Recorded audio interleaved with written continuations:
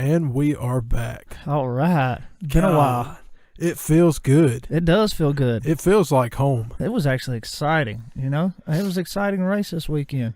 Yeah, it was an exciting race, but not quite as exciting as us trying to set all this equipment up just now. Oh, man.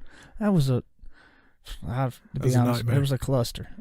It was a cluster. 4 mic cables, 3 microphones. Yeah, 2 turntables and a microphone. Yeah, trying to figure it out. Yeah, but we kept having audio trouble, and I think we got it cleared up, but if there's any kind of whistling or buzz, that's coming from the mics. Well, I mean, let's be honest. If it's real bad, they're not going to hear it. No, probably not. So yeah, we're doing a little different. We got set up in Jolene here. Jolene, that's the new establishment for the High, Wide, and Handsome podcast. It is a 1988 Pace Aero 34-footer. It was pretty much the top of the line that you could get in that year. In 1988. Yeah. 30 years ago. And it looks like it's still in 1988. It's actually not in bad shape, but it's not in great shape either. I mean, it looks like it was made in 1988. Most that's for definitely. Sure. Most definitely. It's seen some years. Now, before we get started, we need to tell the story of Jolene. Yeah, that's definitely got to come in. I mean, we watched the Clash, obviously, so we'll eventually hit on that. We probably need to tell the story of how Jolene came to be. Yeah. And what she's doing here. What are we doing inside of a 34-foot 1988 Pace Aero, which, mind you, is powered by a 454, right? Big block, baby. Big block. Big block. Putting 400 turbo transmission. So, yeah, Josh, this really, Jolene's your baby. Well, no, she's our baby. Yeah, but you could tell the story. Yeah, well, I'll start the story out, and then you can add the flavor. Matter of fact, I'll cook the steak. You add the salt and pepper. So, anyways, me and Shane had been talking a while for about finding something that we could do a podcast in, but also be mobile to where we could take it to racetracks, you know, when we go to like Charlotte or Darlington and maybe even to Atlanta or something like that this year. Do the podcast, sell merch out of, stuff like that. And so I got to looking around on the internet. Well, back that up just for a second.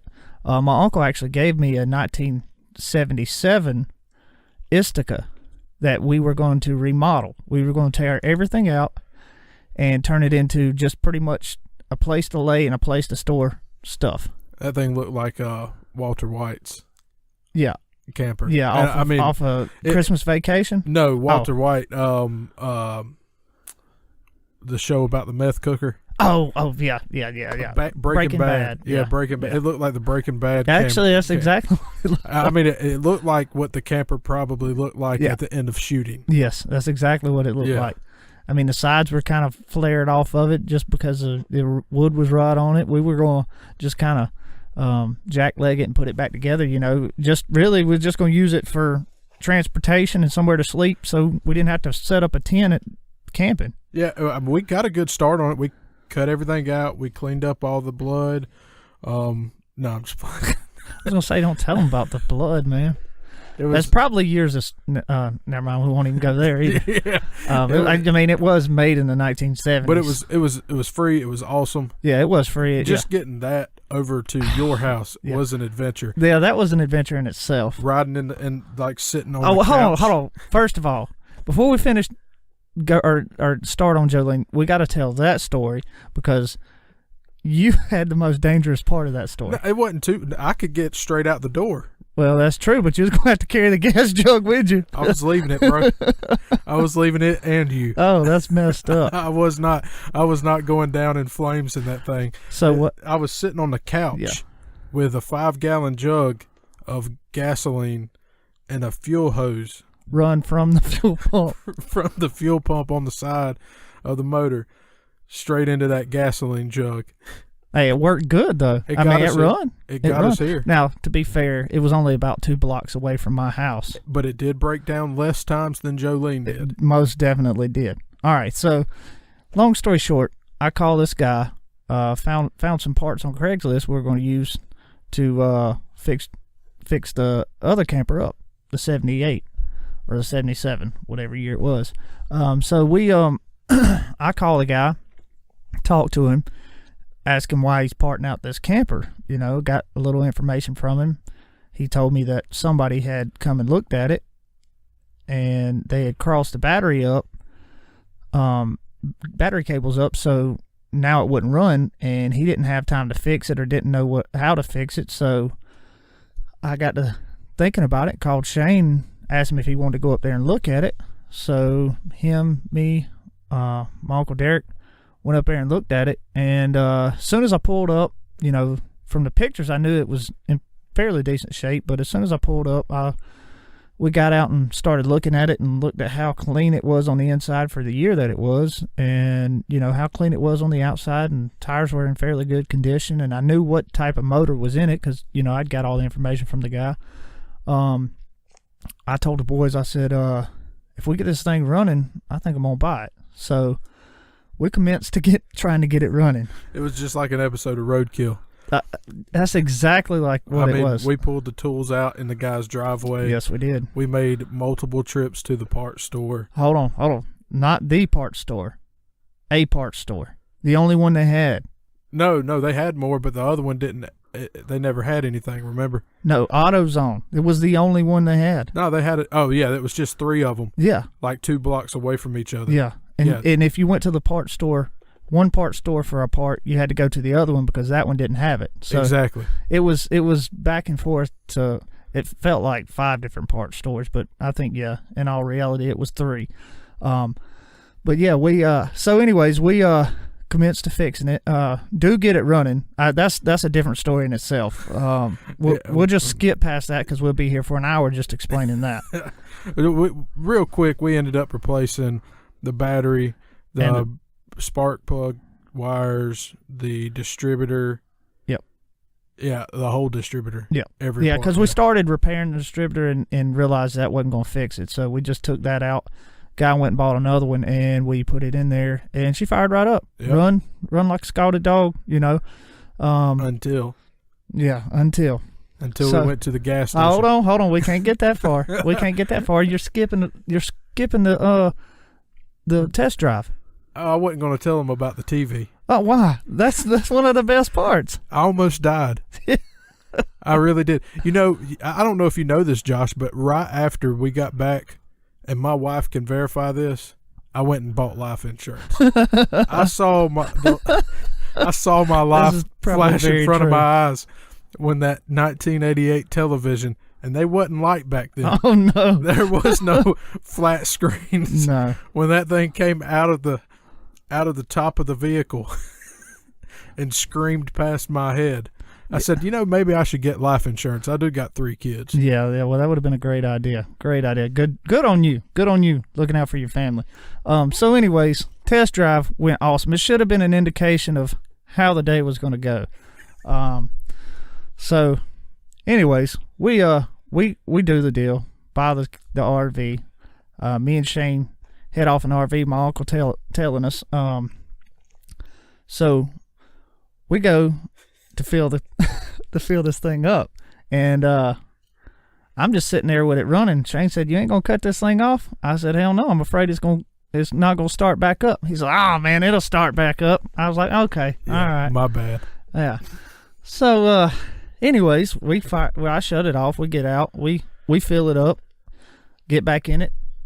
It won't start. It's like it's what it sound like. Oh yeah. That was about it. Yeah, it was pretty close. I mean, maybe not exact, but it was definitely metal on metal grinding. Yes, and I was like, man, this thing I said, this thing's gonna break down right here, and we're gonna have to tow it, and I'm gonna pay twice as much to tow it as I did for it. So, anyways, Shane's like, well, what are we gonna do? I said, well, I know what we're gonna do. I said, we're gonna try something anyway. So I said, I'm gonna get this thing, put it in neutral. You and Derek gonna get out there and push. I'm gonna throw it in park, and hopefully it'll move it to a fresh tooth. Yeah, that's when you thought the flywheel had maybe had a bad spot on the flywheel. Right. We pushed it too. Yeah, pushed it. It worked. I mean, barely. It didn't want to start, but it did. So, thankfully, we got out of the QT parking lot, made it about another 10 miles, We made it to the interstate. No, we made it all the way to we was on the interstate and on 85, right? Yeah, we went and picked it up right off of Charlotte. 77. Yeah, up in Charlotte, and we made it to the airport, right past the airport. That's right. Yep. On what is that's 85? That's 85. Yeah. So we made it right past the airport on 85. And I know that because I got a nice picture. That's right. Of the sunset with a plane taking off. With the planes taking off and landing while y'all were going to the parts store again. Yeah. So anyways, we're cruising down the road, and I'd been watching the gauges the entire time, and I knew for one that the alternator gauge didn't look great. I was like, oh, that ain't looking too good. I said, but it's staying right there. Maybe the alternator's weak or something. So it's like, but maybe we'll be okay. Well, that was not our first problem. Our first problem was the starter hanging up, and when it hung up, I mean, it would not quit. Even we cut the vehicle off, the RV off. Turning the switch off didn't matter. We had to get out and disconnect the battery, which was a frantic frenzy. Doing that with trucks, big rigs, and everything else flying by you at 80 mile an hour on the side of the highway. Yeah, so, apparently there is no slow down and move over law. No, there definitely isn't. In North Carolina. If there is, they didn't pay it no attention. No. So anyways, I heard a couple of them gear down and step on it. Yeah. Well, they were climbing a hill, to be fair. So anyways, we get out, disconnect the battery, get underneath there. I'm like, man, we for sure gonna have to tow it now. Well, get under there, take the starter off, look up in there, and see that the teeth actually look good. I said, well, it probably melted the solenoid or the contacts on the starter, and that's the reason why it just melted everything together, and that's the reason why it just hung up and wouldn't release. It did destroy the starter. It destroyed every part of it. So anyways, me and my uncle haul ass to a Advance. At least it was an Advance this time, and luckily they had the part, the first one we went to. Y'all left me sitting there with Jolene to wait on the police. Yeah, which would have been another we might not even got it out of North Carolina. We found 3 roaches, and I'm not talking about the insect in this thing before we left in it. Yeah, I was afraid the cops were going to come and search it, and it really was going to be Walter White's RV. A big old stash of pot or something. So anyways, we get back, I put it on, and luckily it fires right up. And so we haul ass again down the road and make it all the way to the Greenville side of Gaffney, and we hit traffic, which by this time I'd done informed Shane that I thought the alternator was not working, and that we were probably not going to make it all the way home, and that we were probably going to have to pull over and charge the battery. And so Shane was watching on his traffic app and said that we were going to run into some traffic, and sure enough, he was right. It was right. We run into some traffic right on the Greenville side of Gaffney. And I guess you can either say it was good or bad, but we had to pull over regardless because we were going to be in stop and go traffic. Yeah. And so thank God Derek was there with some jumper cables. Yeah, so we pull over, take the battery out of the vehicle, out of the RV, and hook it up to his truck and just let it run while the traffic cleared. Yeah, because by this time that was like 5 o'clock. Traffic jam is what we was dealing with. Yeah, we left Greenville at 7 o'clock that Saturday morning. Yes, we did, and drove to Charlotte. Charlotte's what, an hour and 45? Yes, we did. And we got there probably about 9:45 because we didn't get in no hurry. But it was like 9. Yeah, no, you're it was right. about 9 o'clock. Yeah. When we got to the house, and we started working on the RV when we got there. Yeah, and so now by this point that we're talking about, we had just made it back to Gaffney by 5-6 o'clock. It realistically was like 5:30, 6 o'clock. Yeah. When we got to Gaffney, it was just getting dark. Yeah, but we had that's the traffic we hit. Yeah, because that was the first traffic jam. Yeah, that was the first one.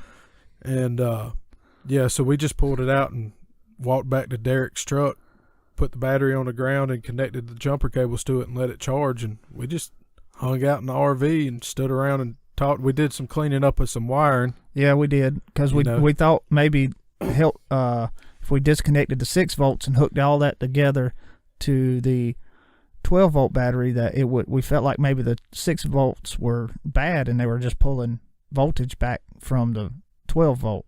So we thought maybe that'd just give us a little more juice to go a little further. And it may have. I really think it did. That takes us probably 45 minutes, or we take probably a 45-minute break just because let traffic clear out. Really, that was we let traffic clear out, and when we thought traffic was cleared out enough, we throw the battery back in there, fired right up, took off again, and then we get to Highway 26. Right before 26, we start hitting traffic. Yes. And she starts sputtering. Yep. And it's bad. Yes. And that's when the number 51 spotter. Yes. Made the call. Yes. I said hit 26. Yeah, and we kind of went back and forth for a second, and it was really a good piece of driving just to get on to 26. Yeah. So we hopped on 26 and then shot down to was it 85? No. Business 85? No, we shot down to or was it 29? 29. Yeah. We shot back down to 29 and then went road 29 to interstate again. Back up to 85. Yeah, back up to 85 and hop back on 85. No traffic. No traffic. I mean, all that traffic jam was sitting between 85 and 20, between the 29 exit and the 26 exit on 85. We bypassed every bit of it. Yeah, and there ain't no telling how long we'd have been sitting there. So we make it past all that traffic. That was probably the 4th or 5th hurdle that we cleared, but that was probably the first thing that we dodged. Everything else hit us right in the face. Yeah, that was the first thing we dodged, because the next time we broke down was by choice. That's right. Yeah, so we make it all the way, and the intention was to go all the way down 85 to White Horse Road exit. And anybody that lives in Greenville or has been through Greenville on 85 kind of probably knows what we're talking about. I don't know the exact exit. I don't get 85. I don't go up 85 much, but up and down 85 much. But so anyways, our plan was to get all the way to White Horse Road and take it instead of 385 through downtown, because we figured this was a big old beast and it'd be easier to get down White Horse Road than it would be to go through downtown. And there'd be more large parking lots and whatnot that we could pull into for the inevitable time that it breaks down again. Yes, because as we said, by this point we realized that the alternator was bad, and we were just living on battery life at this point. So anyways, we get all the way to we get to the Pelham Road exit, and I look at Shane, I'm like, she's not going to make it to White Horse Road. And so we kind of talked back and forth, and I said, man, we're going to have to hit 385. I said, because we're not going to make it. Yeah. And he was like, all right, man, hit it. So we hit 85, get to Roper Mountain Road. That's the first exit off of 385, off of 85. Or on 385, off of 85.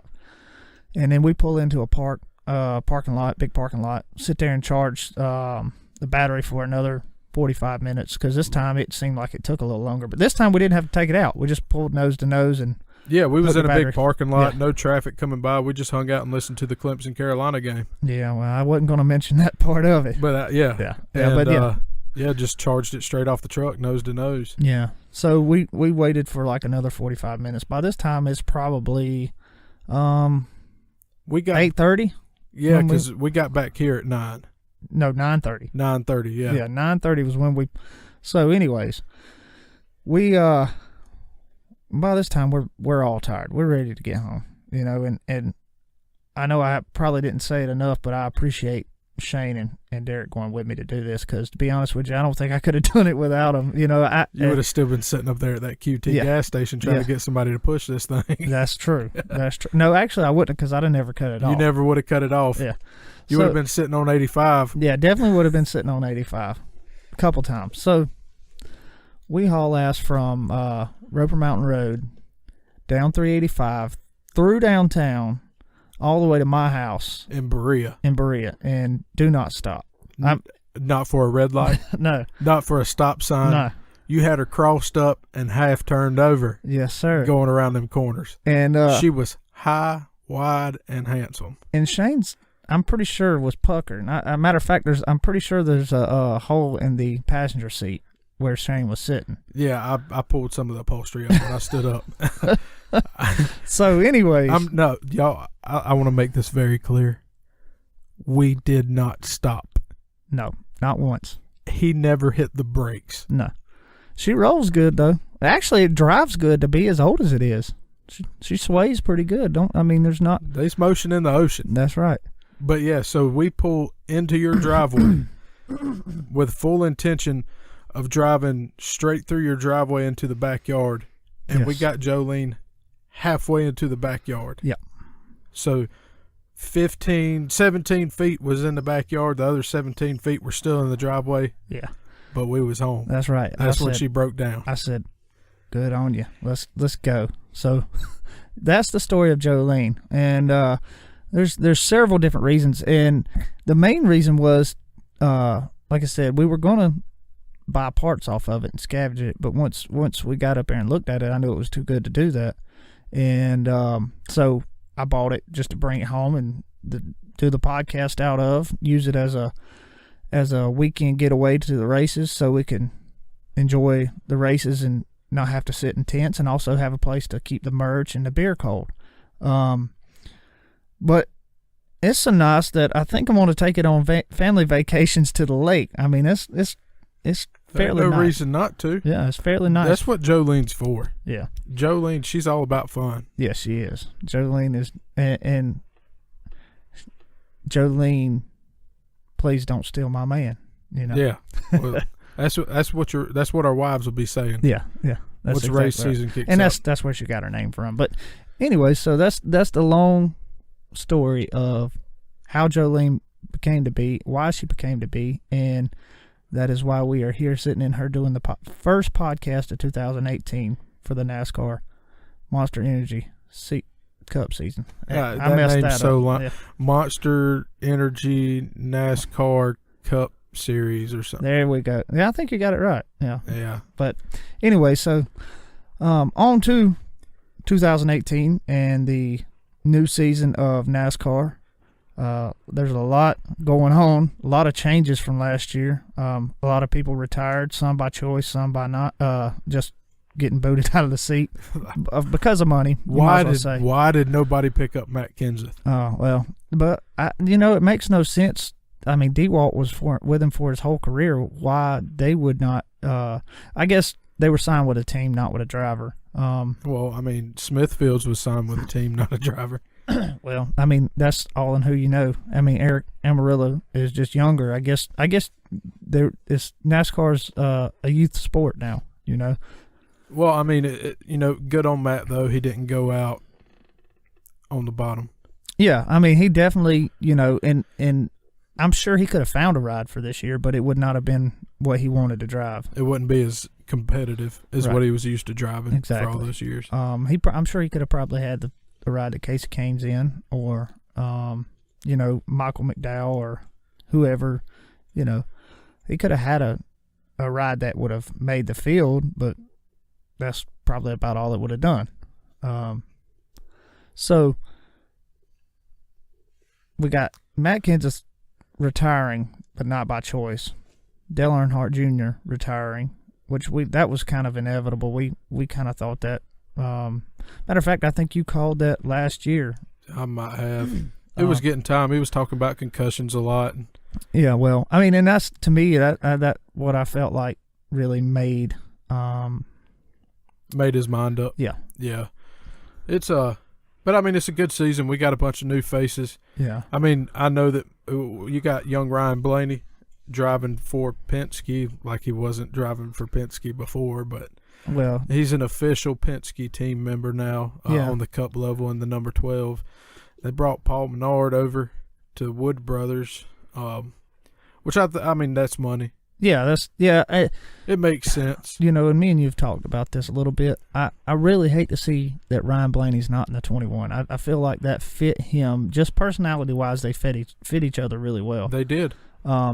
But, money talks, and, that was the plan to begin with, the Wood Brothers deal was just a development deal for Blaney. So well, I guess it's still tied in now with Menard also, because I mean Menards is now sponsoring, right, Blaney in the Cup Series. right.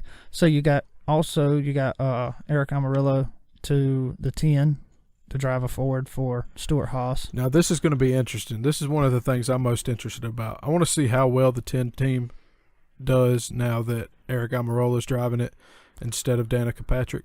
Well, that was where I was going next. Is she's gone. I also want to see how well Eric Amarola does in, better equipment, one would argue, than the RPM 43. Well, I would say yes, you're right, that it is better. That's just what I'm most interested in seeing is, I think that's going to be, it could be a testament one way or the other for Danica's career as well as Eric's, where the 43 stands right now. Yeah, well, yeah. I mean, he stands in a totally different block now. He's a Chevy. Yeah. Who are they tied to? RCR. Okay. Yeah. So, and that's another thing. RCR went from a 3-car team to a 2-car team, but now they have affiliations with the 95 of Levine Family Racing, and also now that's going to be Casey Kane. That's right? Casey Kane in the 95. Bubba Wallace, they have a alliance with Bubba Wallace, and then I'm not sure, but I believe also Ty Dillon. I believe they have an. Oh yeah, of course. RCR's with Ty Dillon. So they're really. I mean, the 2-car team is really a 5-car team. Yeah. I mean, now they're not. Wait, who's Dillon's driving the 13, right? Right. Yeah, Germain Racing. Germain. Yeah, they've got to be tied to that. It's yeah, Ty Dillon, Austin you would Dillon. expect that. That. Let's see. Is that all the changes? Well, I mean, we got a bunch of fresh faces. Bubba Wallace. This is his rookie year. He ran 3 or 4 races for Amarola and last done year. A really good job. He did. Nothing spectacular, but I don't know. I would call that top 10, top 15. That it was a top 10, and I want to say it was at Auto Club, Michigan. I thought maybe it was a night race. I can't remember, but I mean nothing like, holy crap, this car usually runs in the top 15, top 20, and now it's running in the top 5. Right? Yeah. He did what he should do. Right. Yeah. He took the car out there and he got what he could out of the car. Yeah. And he got some experience under his belt. Not a whole lot. 4 races. It's not a whole lot. Yeah. This will be a big year for him. I think so. I think that his best chance to win races, just like anybody in a lower tier race car, is going to be at Daytona and Talladega. Probably more so Talladega, but your plate tracks is where you can make up for a little bit. Yeah, I'm interested to see him in the duels. Yeah. He wasn't in the Clash today, so I don't know how he's done in testing or how they've done in practice, but I mean, just today, just the qualifying, that kind of showed the Fords, the Penske Fords, they didn't qualify as well. Like Brad, I don't even think made it into the top. No, he qualified round. 18th or 20th, something like way back there. He didn't even make it into the second round, but only Joey Logano did. Yeah, but I mean, he had already tweeted out that he didn't have the qualifying solo car speed, but when it came to the pack racing and under race trim, they had a lot of speed, and obviously they proved that today at the Clash. Well, going from worst I'll have to first. say this: just watching, racing for the past. I mean, I've watched it all my life, but since Brad's come into the sport and gotten with Penske, I would have to say that he's probably one of, if not the best plate racer right now. I think he is. I think the only other person you could argue that was as good as him was Dale Jr. Right, and I agree. And maybe Jeff Gordon as well. But no, I don't think Jeff Gordon in the past few years has. Well, not in the past few years, but I'm just saying wins wise. I think he's but the past competition. Past few years, I would agree. You'd have to probably kind of look at. Everybody says Denny Hamlin. Maybe Denny Hamlin, but Brad. I don't think there would be any argument against that. I think Brad is the best plate driver right now in the field. I think the only other one was Dale Jr., but he retired. Yeah, I agree. I mean, I don't think that that's a bad statement to make. But, I mean, like I said, he proved he had that pack speed. He had the race trim speed that team does by going from worst. He started 20th in the clash today. I thought it was 20 cars in the clash. No, it was 17. Almost 20. Yeah. He started last. Yes, he did. He did start last. And he was the first one to cross the checkered flag. He was. And he even tweeted something about that. But it was a really good race. You seen Chase Elliott led early. Led for a long time. That car looked real strong. It really did. I seen him make a couple moves past cars by himself on the bottom. You know, it was a couple times he lunged forward for 2 or 3 spots. Especially when he get that 11 behind him. Yeah, It seemed like too, when he got that 11 behind him, it was like everybody else was sitting still. Yes, it was. Yeah, the 11 was really good too. You didn't see much out of the 18, which I expected more. Didn't see much out of the 78, which I expected more of. I seen him attempt to make a couple. Yeah, he made a couple bonehead moves, but I mean, he kind of stuck his nose where there wasn't really a hole a couple times. Luckily, nobody crashed in those 2 instances. But the Fords looked really fast. The Chevys looked decent. Toyotas was decent as well. I think, Fords look like really the class of the field. Toyotas are always going to be fast no matter where they go, it seems like.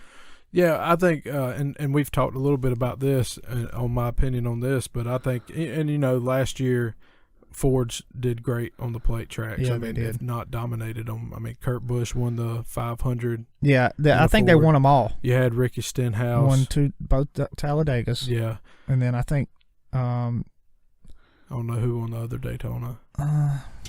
Having a brain fart here. Yeah, but I mean, they just about dominated. If they didn't win them all, they won all but one. Yeah, they dominated plate racing last year, but now when it came to the 1.5 miles, Toyota had that aero advantage. Yeah, where it really mattered, and a couple of them on Twitter, and I won't say no names. Martin Truex Jr. Had tweeted a couple things over the off season about just different things, just being snarky about must have had an aero advantage, in some tweets. But they know, all them Toyota drivers know that they had an aero advantage last year. I mean, it's going to be interesting this year with the new Chevrolet body. Yeah, and it is so beautiful, man. It's a good looking ride. It is beautiful. I know you're a Ford yeah, but I mean, I can be honest and say that Chevrolet, that body, that Camaro is a good looking car. The best looking one is the STP 43. The 43. Golly, it is so beautiful. Yeah, I'm not a big fan of the click and close. Yeah, paint scheme. Yeah, but the STP paint scheme on that Camaro, it is beautiful. That is a sweet ride. Yeah. But yeah, the Camaros are pretty cars this year. And they're supposed. I'm sure they'll be faster. I would imagine that they're going to come with. They were fairly fast. Well, matter of fact, you got a Camaro on the pole for the Daytona 500. Yeah, Alex the Showman Bowman. Yeah. Which. Yeah, no, I mean that's that was kind of expected. That's so surprising. You mean to tell me a rookie taking over the most popular car won the pole? Right. Surely not. Yeah, by 0.2. By 0.2 of a second. Yeah. Oh man, that's so surprising. Wow. Yeah, I mean, moving on. Yeah, exactly. So, but I mean, still, I think it was pretty split in the top 10. I think there were a couple Fords. I think there's probably 3 Fords. Rest were Chevy and Toyotas. It was pretty even. Yeah. So, I mean, there's going to be a good mix. I think the speed's fairly close, especially on a speedway. I think Fords maybe have an advantage because they did last year as far as just less drag on the nose of their cars, which I think helps. I think there might be a little bit of horsepower involved there. I mean, that too. Them Yates engines, man. They've been doing it forever. So, I mean, there's nothing. They built a motor. Nothing is better than experience when it comes to, well, really anything, but especially, building racing engines.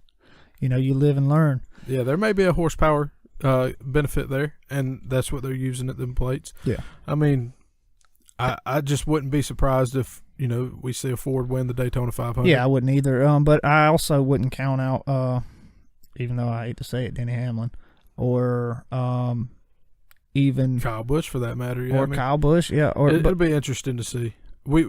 I will say this, and this is no slight against Chevys. It's gonna, in my opinion, be either a Ford or a Toyota that wins. I'm thinking, regardless, I think a lot of it's going to come down to the big one, and I think we're going to have multiple ones. After watching that clash today, them cars are all over the place. They are moving. They're moving a lot. I mean, now I will say, there was a few cars, and just so happens the 2 was one of them that really wasn't moving around a whole lot. Looked like the 9 was pretty stable to me as well, but Ryan Blaney was all over the racetrack. Jimmy Johnson was all over the racetrack. 7-time champion. Jimmy Johnson was all over the place, and so was Kyle Larson. I mean, there were several cars. We saw Truex, the defending champion, bounce off the wall. Yeah, outside wall. Yeah, and so these cars were moved, which there's nothing unusual for them to move around. It just looked. Yeah, it looked like they had their hands full, especially with Jimmy Johnson and Ryan Blaney, because their gloves were such a bright color that you could see their hands moving in the window, and I was like, wow, they're really. I mean, even down the straightaway, they have a lot of movement. But there was a couple times Ryan Blaney went in there 3 wide and was just moving all over the place, and I'm surprised. I'm surprised they didn't crash no more than they did, and then. I think probably the move of the race would have to go to Kyle Larson for not crashing the whole entire field when he slid going down into, was that 3? It looked like he got under, was that Stenhouse?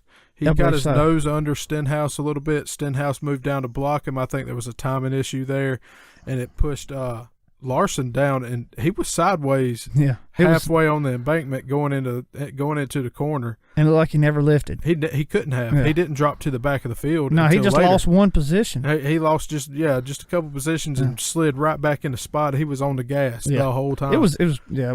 He did back out after that. Yeah, but I told you I thought he was cleaning out his drawers. I would have. Yeah. I might have just pulled on into the pits.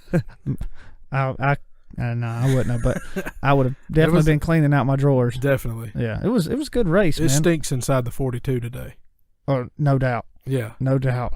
But yeah, it was a really good race. It lacked excitement there at the beginning, I would say, just because there wasn't as much, I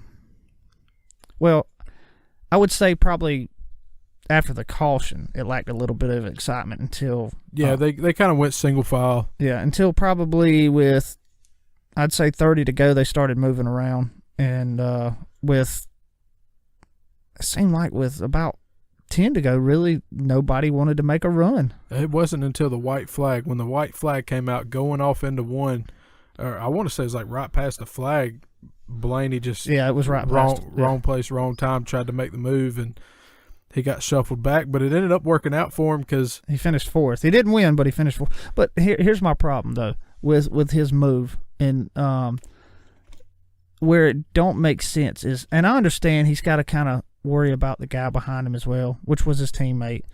But man, you got to wait until you get to the backstretch to make that move. In my opinion, definitely, you can't. I mean, and he knows that though. Or even make the move coming off of 4. I mean, right. The flag stand's not. I mean, it's down there in the tri-oval, right? Yeah.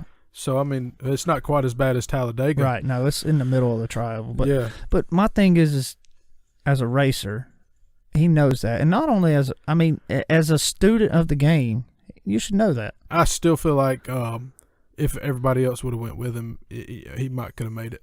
Oh, well, of course. Nobody went with him. Well, I mean, here's the problem.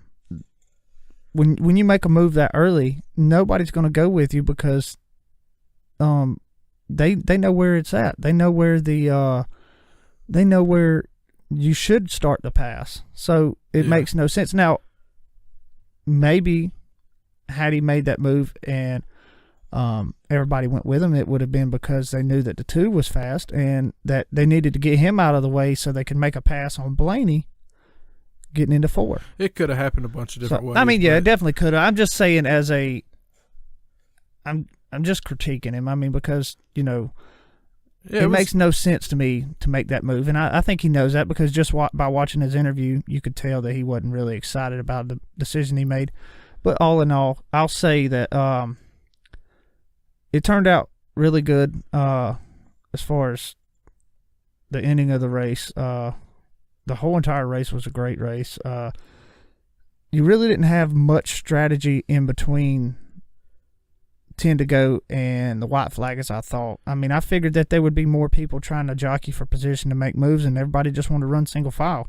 I don't know if they was afraid of tearing up the car that they were driving or what it was, but it just seemed like as a racer, at least somebody would have stepped out of line, or somebody would have formed a line, or they would have got something, because there was, 3 or 4 Toyotas in the race. There were 3 or 4 Chevys in the race. I mean, I don't know exactly the car count, but they could have somebody gotten a alliance up to get together and make a run towards the front. I mean, they should have definitely made a move a lot earlier back there in the back. I don't know why they couldn't get it together, because MTJ was back there with Kyle Busch.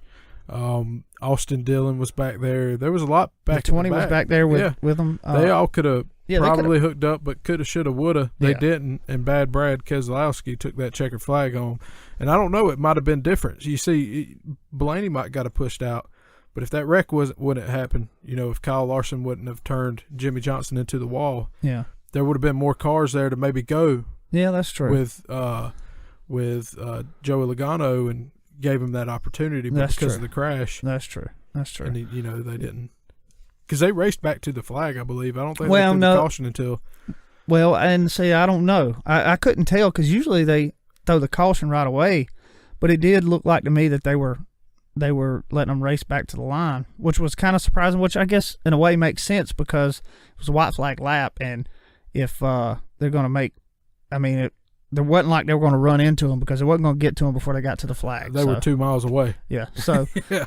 I think that's probably why they let them race back. Like I said, I couldn't really tell. It didn't look like they threw the caution. So, but it didn't really look like they were racing for position either. So, it looked like they were but they were too far apart to try and make a pass anyway. So, yeah, I think that wreck just kind of ruined any opportunities anybody or any plans anybody had when it came to making the pass. But it ended up good for the Brad Keselowski fans out there, the Penske Racing fans. But it was still I think it was interesting. It kind of makes me a little bit fearful of how many wrecks we're going to see when there's 40 cars in the field. Yeah, well, realistically, the Clash, it's kind of like a who's who when it comes to drivers. You've got former Clash winners, former Daytona 500 pole winners, anybody that won a race last year, basically anybody that was in the playoffs last year, anybody that won a pole last year. So you didn't have a lot of the cars, the slower cars, the mid-pack cars in that race. So it was, it's not called the All-Star race, but in realistic, reality, it's kind of like an All-Star race plus Danica. So well, she wasn't there though, but she could have been. She could have been. Definitely. It's interesting, but Well, I think when you get more cars on the track and all, we're going to see. I don't think we're just going to see the big one. Well, is what I'm saying. I think there's going to be a few of them. Yeah, I believe so too. Who do you have for the duels this week? Now your two pole positions are your front row is Willie set. B. Yeah, that's Willie B. and Jimmy Johnson. No, Denny Hamlin. Yeah, Denny Hamlin. I don't know. Oh, booger sugar. I'm not going to make any kind of claims about that. But yeah, I don't know. I think Vegas had it right when they came out with the odds for it last week. They already had Brad Keselowski as an 8-1 favorite.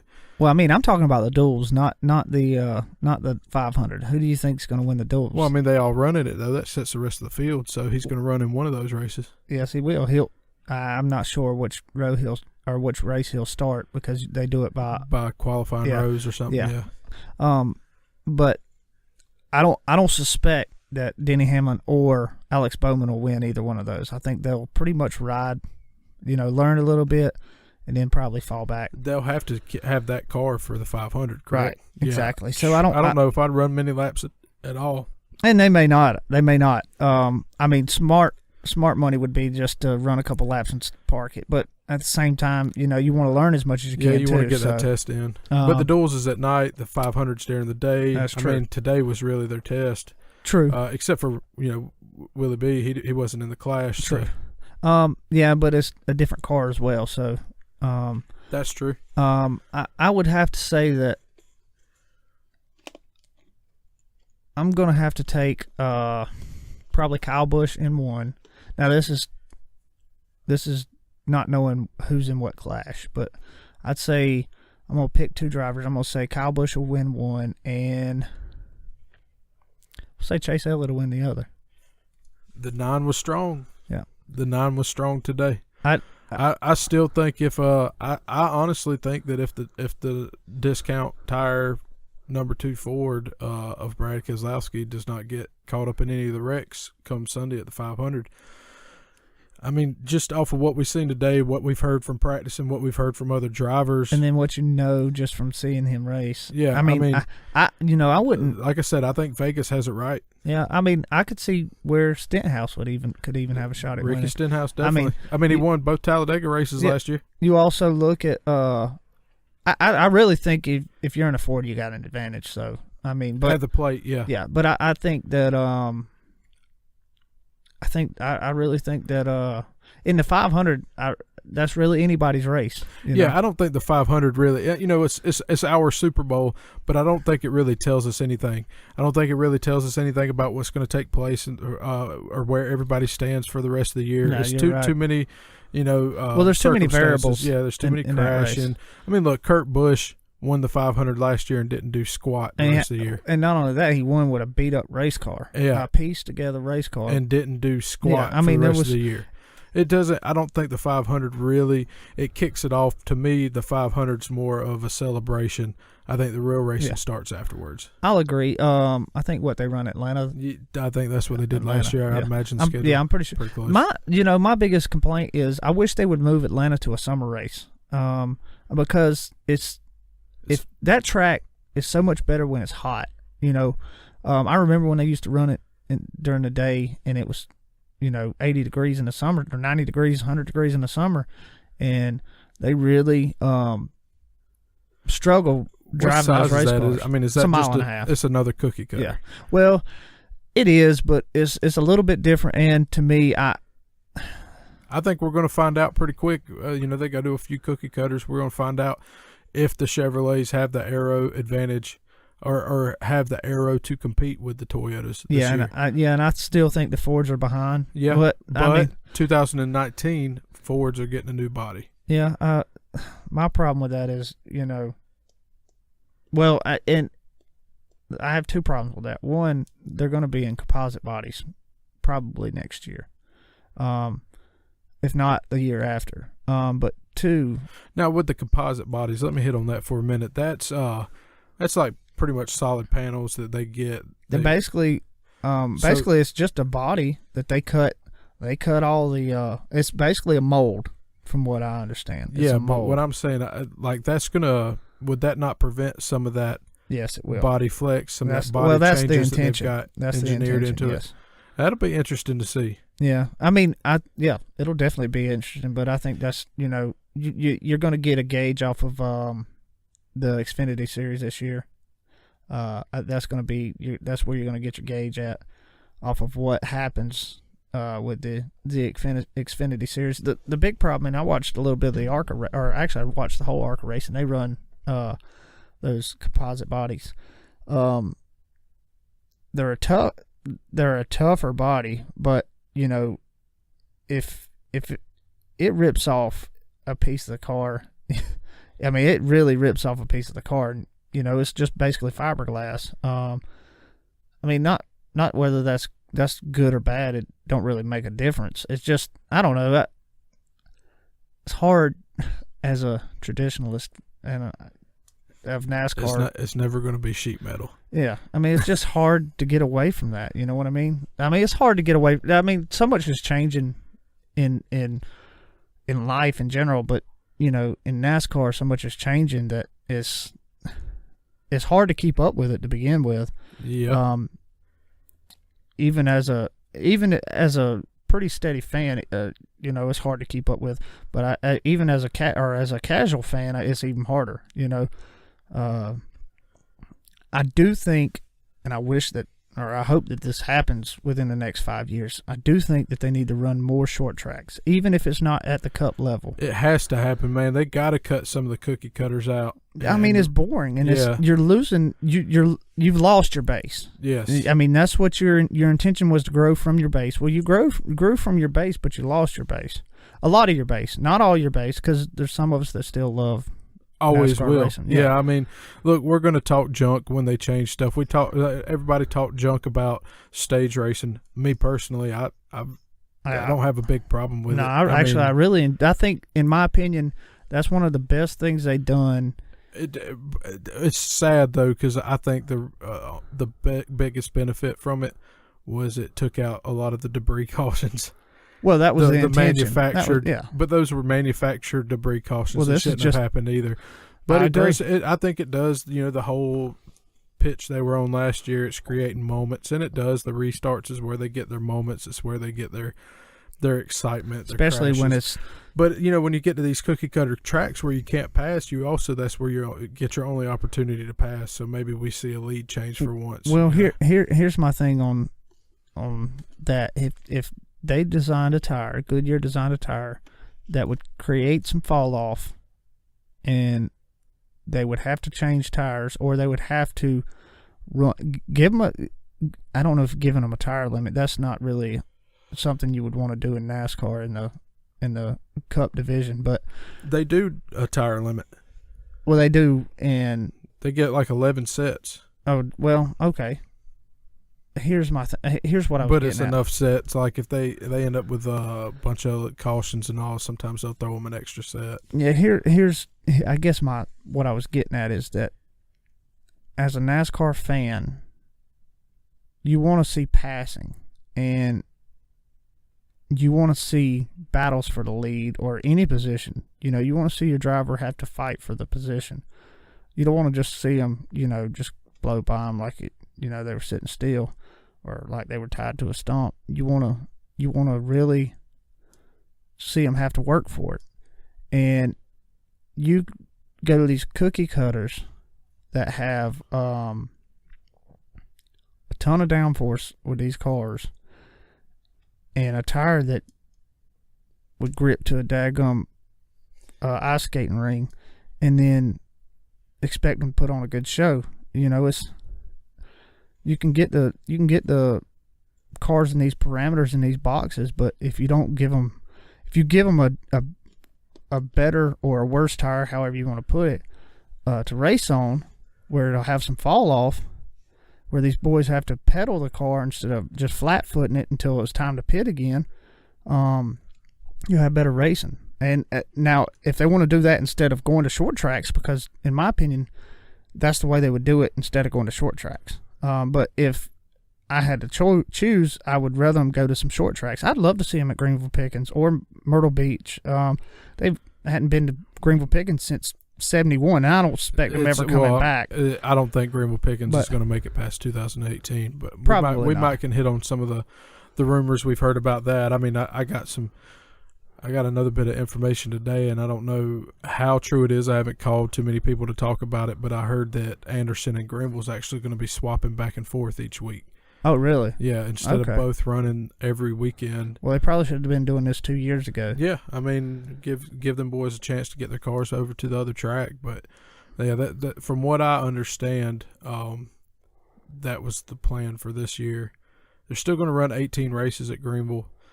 I heard Anthony, put down his offer, and Whitaker refused it. Yeah, I heard that as well, but I didn't hear that other bit of information. What I've heard. And like I said, I'm going to do a little bit more calling and talking, but what I heard today is after this year, either Whitaker's son is going to take over the track. Okay. If he wants to. And if he decides not to take over the track, then it'll be sold. Okay. Well, you know what?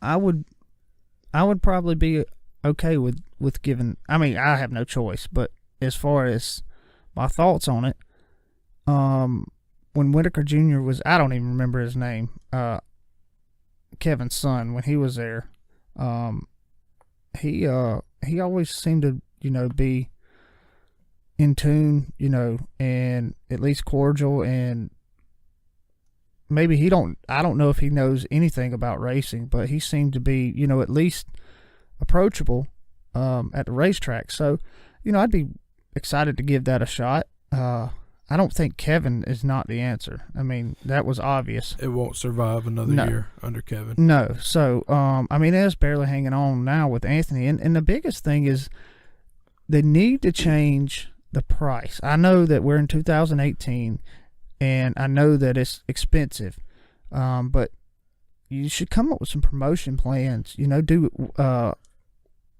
free women one race every month, or yeah, they used to call that the wives' night or something like that.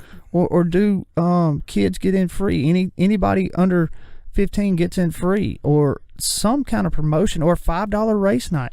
Because let me tell you, 4,000 $5 bills is better than 300 $20 bills. Yeah, and I'm exaggerating both ways, but my point is I'd rather get a lot of a little than a few of a lot.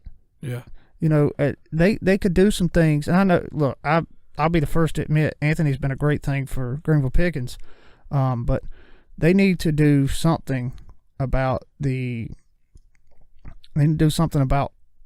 getting fans in. Now, to be fair, if there's not a whole lot of cars there to go watch, then fans aren't going to come. But that's another thing totally different that I'm not even going to get into. So, but if they want to get the fans back out there, I think they should, or even do, what?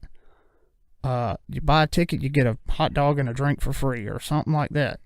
Something that makes it an affordable weekend deal for families. Because here's the deal: if you get a loyal person to come out there, it's one thing to spend $40-$50 one week to go out there and watch, but you can't do it every week. No, you can't. Just can't do it every week.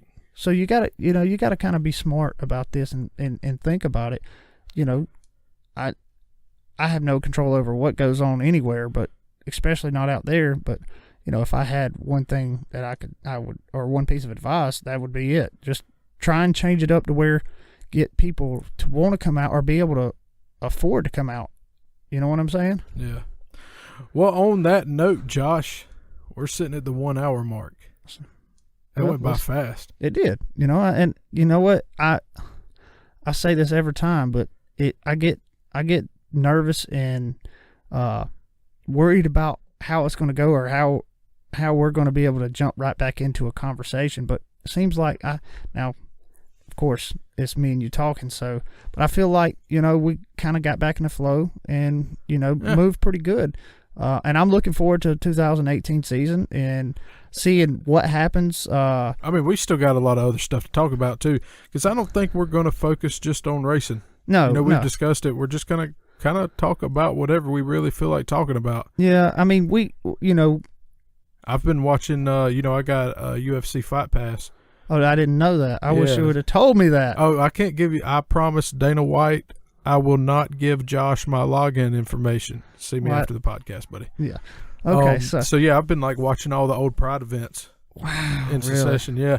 It's really. I'm sorry, I didn't mean to interrupt. I know we do this a lot back and forth, but the one that, as a matter of fact, I'm probably going to watch it tonight on YouTube. I want to watch the Fedor and his name just left. Crow Cop. Yes, the one that everybody talks about that was just such a big fight. It might not have been Crow Cop. It might have been Fedor, and I'm pretty sure it was Crow Cop. It's the one that Joe always brings up. I'm pretty sure that was the one that they.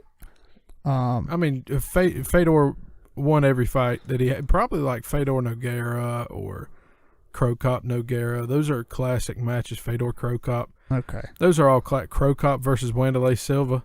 Okay. I had to check. Those are all classic. Pride was I think it was a great show. There's some downsides of it. Like I said, I've been watching, I started with Pride 1, and I'm just going all the way through all of them, watching them here and there. And there's downsides, like Mark Coleman's first fight in Pride. It was a job. Oh, they were throwed it. Yeah, it was a job. He went in and jobbed it against Takada. Takada was this really big, real famous, like the John Cena of wrestling in Japan at the time. And he had a couple fights against Hicks and Gracie. Okay. Of course, he lost those. Yeah. And then they bring him in to fight Mark Coleman. And Mark Coleman did some really questionable stuff, like put himself into Takada's guard even though he had side control. And then stuck his leg out there and waited for Takada to grab it and heel hook him. And then did this crazy kind of shake during the heel hook like he was trying to sell it, and then tapped. So he was selling it, huh? He was definitely. It was a work. It was a job, like I said. And he's been on record say it. He won't come out and say it was a work, but he has come out and said it is what it is. I needed to eat, and they said I'd get another fight. Well, I mean, you got to do what you got to do. But it's been real interesting watching the technique involved in mixed martial arts now. It's on such another level compared to what it was back then. I didn't watch it back then, so. Yeah, the technique is crazy, but also the commentary. That was something I actually posted about on Facebook. The commentary during a Hoyler Gracie fight, he's given up 50 pounds to his opponent, and he's got top position. He's working his system in this long fight. And to the untrained eye, it seems boring. You would think Bas Rutten wouldn't say anything like that, but I mean, he's one of the commentators, and they're talking about how boring it is and how they're going to go to sleep. Well, here's my thing: as a commentator, you shouldn't say anything derogatory. Yeah, towards it's Bas Rutten though. Bas Rutten can say whatever he wants. So I'm not going to say nothing to him. Yeah, well, no, I'm just saying in general. Heel to the balls. Hook to the liver. Yeah, I'm not going to say nothing to Bas Rutten, but it was just interesting, just like to see it back then when you've seen high-level jiu-jitsu. It's somebody giving up 50 pounds and still controlling their opponent, not being respected like it is today. Yeah. I mean, today it's you wouldn't even have that stage. Fight. Yeah, I mean, it would be a. It's interesting. So we could talk more about, some of the older mixed martial arts events. We could talk about the newer ones. I mean, Yoel Romero just beat Luke Rockhold.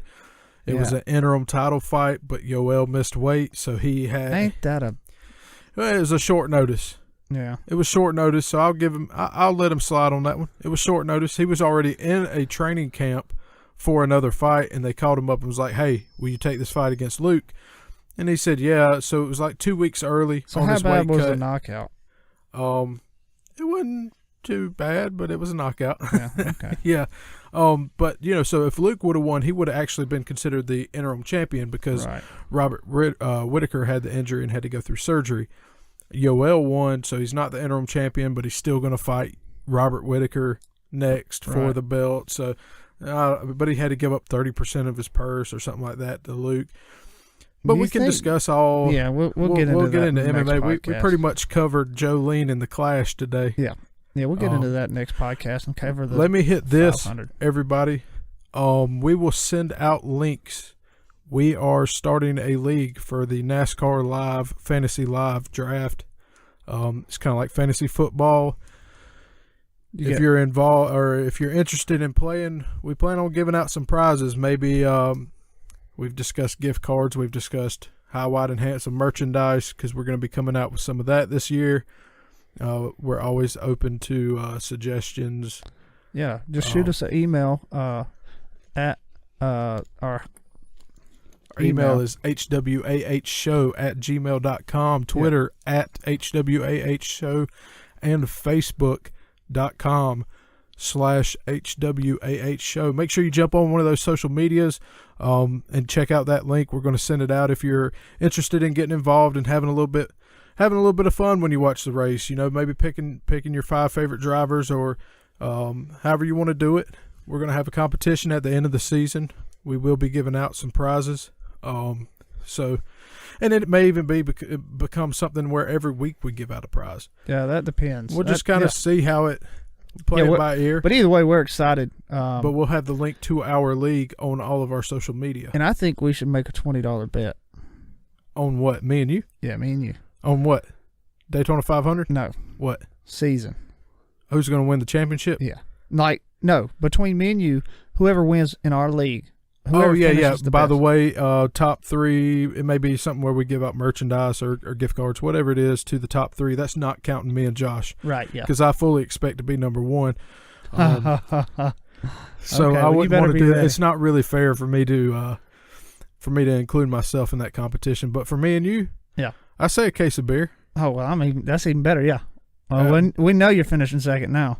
But if I win, if you win, I get you a case of beer, and I help you drink it, right? Yeah, most definitely. Oh, I gotta have somebody to drink with. So basically, if you win, we're drinking Budwater, and if I win, we're drinking Budweiser.